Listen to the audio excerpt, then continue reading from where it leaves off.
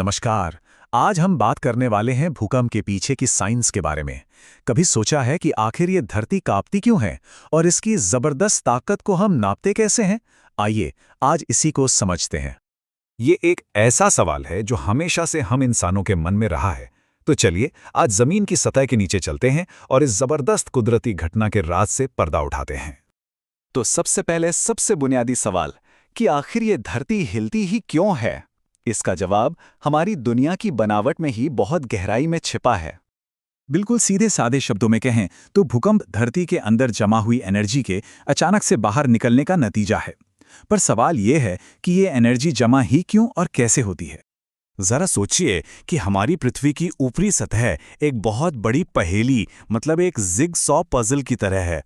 इस पजल के बड़े बड़े टुकड़े हैं जिन्हें हम टेक्टोनिक प्लेट्स कहते हैं। ये टुकड़े लगातार बहुत धीरे धीरे खिसकते रहते हैं और एक दूसरे से टकराते भी हैं, और बस यहीं से भूकंप की कहानी शुरू होती है। इसको समझने का सबसे अच्छा तरीका है एक सूखी टहनी का उदाहरण। सोचिए, आप एक टहनी को मोड़ते जाते हैं और फिर अचानक वो चट से टूट जाती है ना? ये जो टूटने पर ऊर्जा निकली, बिल्कुल यही चीज भूकंप में होती है। फर्क सिर्फ इतना है कि ये पूरी पृथ्वी के स्केल पर होता है। ठीक है, तो हमें ये तो पता चल गया कि एनर्जी कैसे बनती है, लेकिन ये निकलती कहाँ से है? चलिए अब फॉल्ट लाइंस की दुनिया में चलते हैं। ये फॉल्ट लाइंस असल में टेक्टोनिक प्लेट्स के बीच की बाउंड्री होती हैं। आप इन्हें धरती पर वो एक्शन जोन समझ सकते हैं जहां सारा तनाव इकट्ठा होता है और फिर अचानक से रिलीज हो जाता है। अब यहां एक बहुत जरूरी बात आती है। भूकंप जमीन की सतह पर शुरू नहीं होते। असली शुरुआती पॉइंट, जिसे हम फोकस कहते हैं, वो जमीन के काफी नीचे होता है।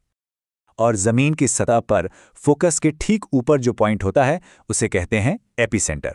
जब भी हम खबरों में सुनते हैं ना कि भूकंप का केंद्र फलां जगह पे था, तो असल में वो इसी एपिसेंटर की बात कर रहे होते हैं।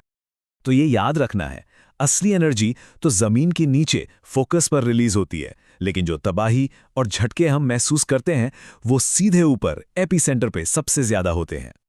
तो एक बार जब फोकस पे एनर्जी रिलीज हो जाती है तो वो वहीं रुकी नहीं रहती, वो तरंगों यानी वेव्स की शक्ल में बाहर की तरफ फैलती है। ठीक वैसे ही जैसे शांत तालाब में पत्थर फेंकने पर लहरें फैलती हैं। ये तरंगें भी दो तरह की होती हैं। पहली हैं बॉडी वेव्स जो धरती के अंदर से होकर गुजरती हैं, और दूसरी हैं सरफेस वेव्स जो जमीन की सतह पर चलती हैं और सबसे ज्यादा तबाही यही मचाती हैं। अब बॉडी वेव्स में भी दो मेन खिलाड़ी हैं, पी वेव्स और एस वेव्स। पी वेव्स को एक स्लिंग की स्प्रिंग की तरह सोचिए जो आगे पीछे होती है, ये सबसे तेज होती हैं। वहीं एस वेव्स एक लहराती हुई रस्सी की तरह ऊपर नीचे चलती हैं, ये थोड़ी धीमी होती हैं। और इनके पहुंचने के टाइम का यही फर्क वैज्ञानिकों को भूकंप का पता लगाने में मदद करता है। तो वैज्ञानिक इतनी बड़ी कुदरती ताकत को आखिर मापते कैसे हैं? चलिए देखते हैं कि इस पूरी उथल-पुथल को डेटा में कैसे बदला जाता है। मिलिए सीस्मोग्राफ से। ये समझिए कि यह धरती के लिए एक बहुत ही सेंसिटिव स्टेथोस्कोप है। ये जमीन की छोटी से छोटी हरकत को भी पकड़ लेता है और हमें एक विजुअल रिकॉर्ड देता है जो भूकंप की पूरी कहानी बताता है। अब हम एक बहुत बहुत ही जरूरी बात पर आ गए हैं। भूकंप को मापने के दो बिल्कुल अलग अलग तरीके हैं। एक है मैग्नीट्यूड, मतलब कितनी एनर्जी निकली, और दूसरा है इंटेंसिटी, मतलब लोगों पर और बिल्डिंग्स पर उसका असर क्या हुआ। इन दोनों के बीच का फर्क समझना बहुत जरूरी है। तो चलिए इसे थोड़ा और गहराई से समझते हैं। यह सिर्फ किताबी ज्ञान नहीं है, बल्कि भूकंप के असल असर को समझने की चाबी है। तो यहां पर फर्क बिल्कुल साफ हो जाता है। रिक्टर स्केल बताता है मैग्नीट्यूड यानी भूकंप की असली ताकत कितनी थी। ये एक पक्का साइंटिफिक नंबर है। दूसरी तरफ है मर्कली स्केल जो बताता है इंटेंसिटी यानी लोगों ने क्या महसूस किया और नुकसान कितना हुआ। तो याद रखिए, भूकंप एक, मैग्नीट्यूड एक, लेकिन उसकी इंटेंसिटी अलग अलग जगहों पर बिल्कुल अलग हो सकती है।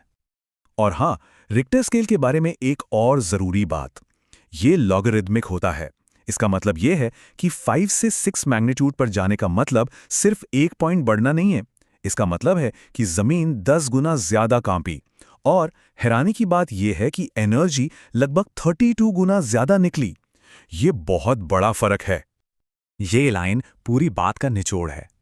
एक भूकंप का एक ही मैग्नीट्यूड होता है जो उसकी टोटल एनर्जी बताता है, लेकिन उसका असर यानी उसकी इंटेंसिटी इस बात पर निर्भर करती है कि कोई एपीसेंटर से कितना दूर है, वहां की जमीन कैसी है और इमारतें कितनी मजबूत बनी हैं। ये मिलकर ही पूरी कहानी बनाते हैं। तो ये हमें आखिरी और सबसे जरूरी सवाल पर ले आता है। अगर एक ही मैग्नीट्यूड के दो भूकंपों का असर इतना अलग हो सकता है, तो फिर वो क्या चीज है जो किसी भूकंप को सच में विनाशकारी बना देती है? मतलब बात सिर्फ ताकत की नहीं है। इस पर सोचिएगा जरूर। हमारे साथ जुड़ने के लिए धन्यवाद।